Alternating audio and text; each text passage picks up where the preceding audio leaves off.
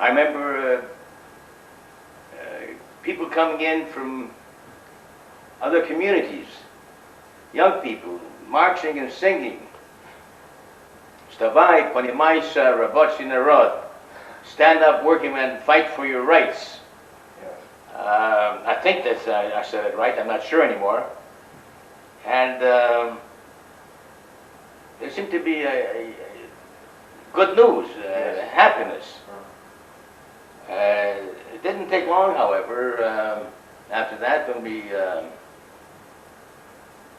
started to get pogroms, and many, many occasions when that happened, we would run down to the river and hide in the reeds until the danger passed. A few times we were caught in the community before we could run away. And there's quite a story of the things that happened.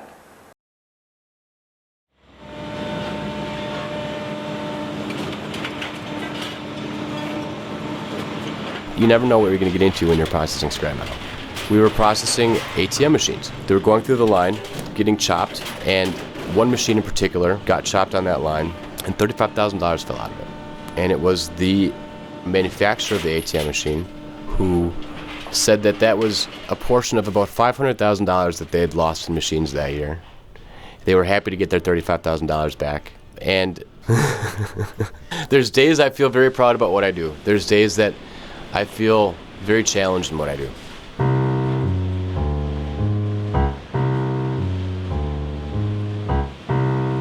We live in the middle of a lot of things. We buy from people, process material, and then sell to people. From the soccer moms that are recycling their aluminum cans to Fortune 50 industry. And in Fond du Lac, Wisconsin, that's basically the headquarters of our entire operation.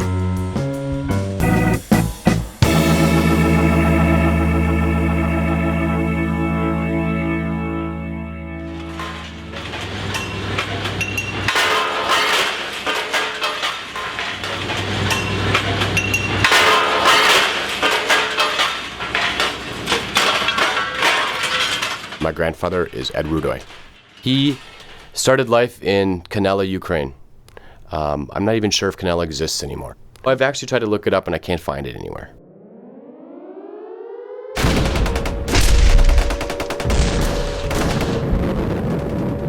During the Bolshevik Revolution, in his adolescent years, his family needed to escape. They witnessed rape and pillage of their village, and it was no place to raise a family. And so at that time, found their way through Canada into Wisconsin. And we didn't have one penny to buy anything. So my father and I, or he alone, went out to look for broken glass. They came to a place downtown, a building called the Architect Building. There was a glass broken in the door. Got the information, repaired it, and I think he had a bill of $7 or something. And he presented me the bill and said, well, you send us a bill and we'll pay for it. He said, I need it now. So I guess he made kind of a deal.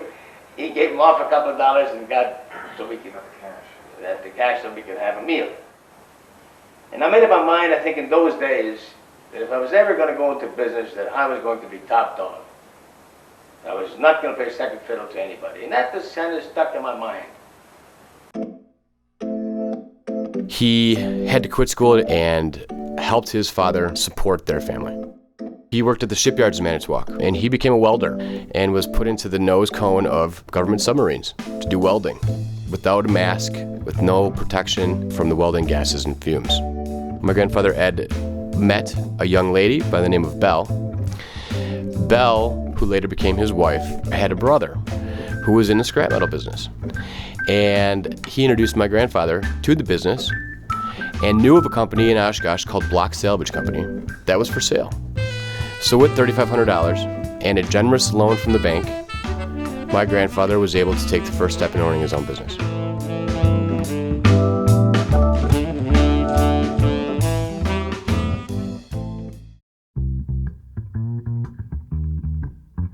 He was known as a fair gentleman in an industry that was founded relatively at that time on unfairness.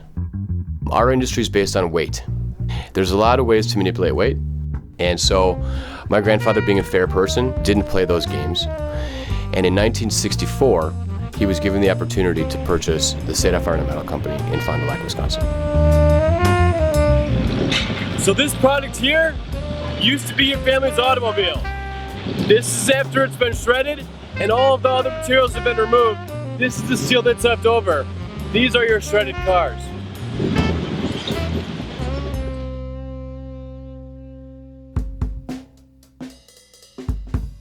So my grandfather had a daughter and a son, Helene and Dean. And back in the 70s, my mother met a gentleman who is my father by the name of Sheldon in Chicago. She was working in insurance in Chicago. And my father had ambitions of being a stockbroker. But my mother's father, Edward Rudoy, was interested in offering him a position at the company. And it was a good combination. My father learned a lot from my grandfather, and my grandfather learned a lot from my father.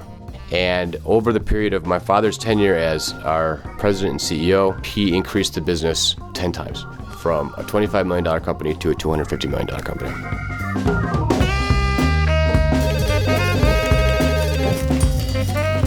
So did you have a good time in New York? It was a successful trip. We got good recognition for our company. So my father and my mother have 3 children. I'm one of them. I'm the middle. And I've got an older brother, Mark, and a younger brother, Bradford. We have 3 the most wonderful, naturally, the most wonderful grandchildren that God ever created. And this is my advice to them. Whatever you are, be the best in your field.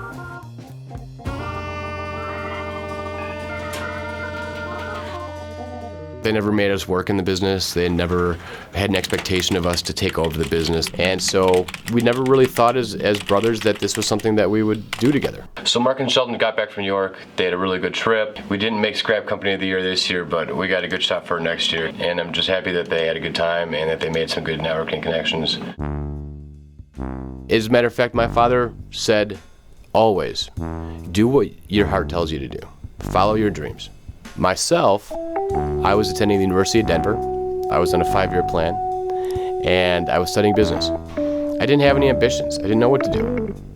So I did a little soul searching, and I thought, you know, my grandfather started something quite unique. He fulfilled the American dream in a lot of ways, and I would be remiss if I didn't put a little time and effort into understanding what he created. And so I began my career at State Fire and Metal Company.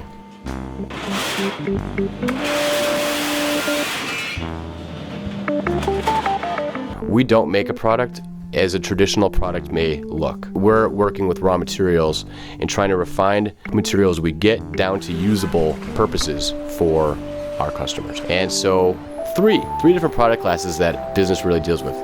Ferrous, which if you think of Ferris Bueller's Day Off, he had a very magnetic personality. So ferrous sticks to a magnet. What products are going to be ferrous? Cast iron, wrought iron, steel. Non-ferrous doesn't stick to a magnet. So what products are going to be non-ferrous? Copper, aluminum, brass, and electronics.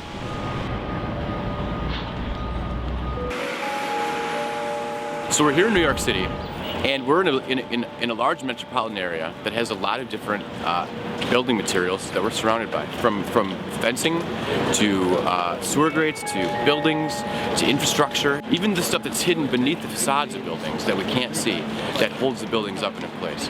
This city is full of recycled materials. Our industry is really the foundation of being the original recyclers. But the lifeblood of your company are the people that are on the ground working every day. If we look at it, we have 250 employees, but we may be responsible for over 1,000 people. And when you put that perspective into place, keeping our folks working really keeps you up at night. When business is down and we're looking at potentially a layoff situation, which we've only had one time in the history of our company, those are difficult times. When we have people that are injured, we feel awful. And we've had a reality of a fatality, and that's a very scary thing to have happen. And you can't take those things back. And so it creates more awareness of the concern we have for our employees on a daily basis, making sure that we're doing the right things, investing the right way in the business to make sure that they have the right tools to do their jobs, making sure that they're safe and secure, and that when they go home to their families, they do so the way that they arrived at work every day. good. Right, like Langley, yeah, we're camping in certain, like around Langley area. It's like 2.5 Awesome. hours north of here. Have fun. Hopefully I won't hit rocks. Get sun. Yeah. As far as being a Midwestern, we stuck to our roots. And I think that's important because Wisconsin's undervalued in our country. And we've got some of the best farm-bred people anywhere in the country. They have a work ethic you wouldn't believe. And when they feel rewarded, I think, I feel rewarded. We suffer from what's called brain drain. And people leave Wisconsin for better and greener pastures, if you will. And a lot of them don't come back. And so we lose a lot of talent that way. I think about other areas of the country compared to Wisconsin, and it's beautiful here. We've got great rolling hills, farm country. We live on a beautiful lake. The Midwest seems quite normal. I'm from normal though. So what is today doesn't necessarily mean will be tomorrow. I'm trying to just do the best that I can to sustain how my life is today going forward.